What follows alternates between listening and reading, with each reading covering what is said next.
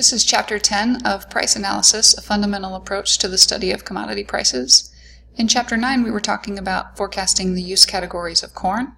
So now in Chapter 10, we're going to talk about forecasting the use categories of soybeans.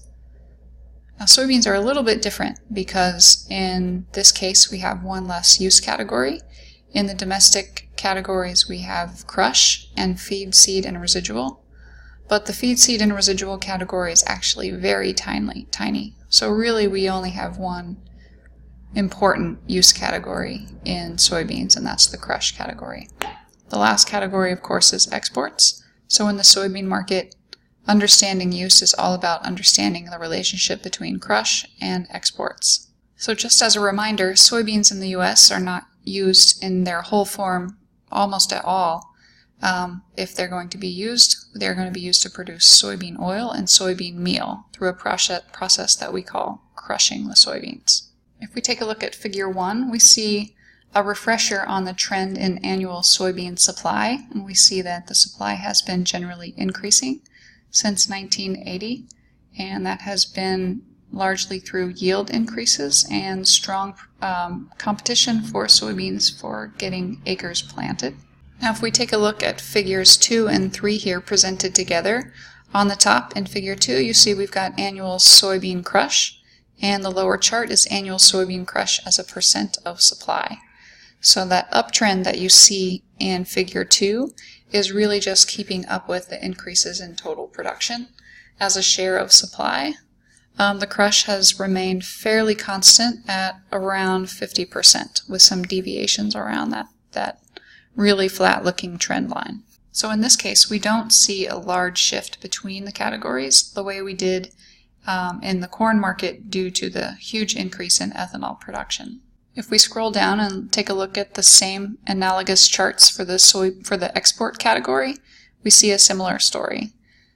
In levels, the export category is trending upward in recent years, but when you look at it as a percent of supply, it's relatively flat at just under 50% of soybeans that we produce being exported.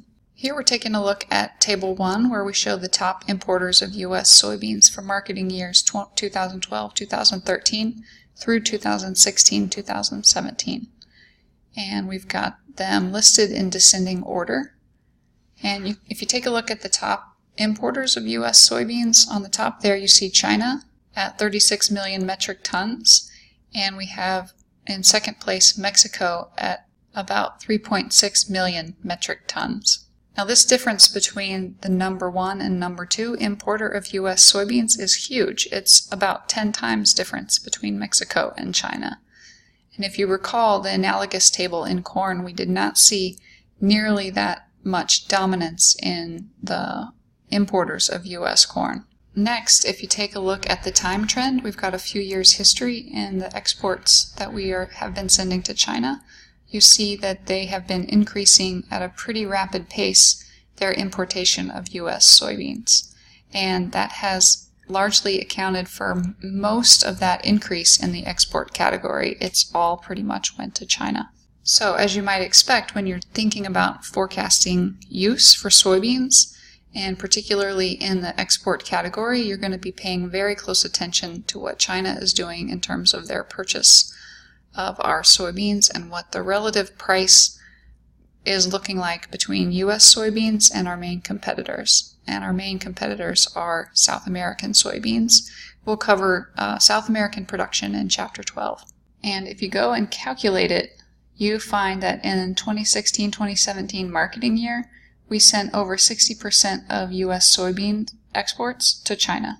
Next, and just as a matter of form, I'm showing you the charts here for the annual soybean feed and residual category, both in levels and percents.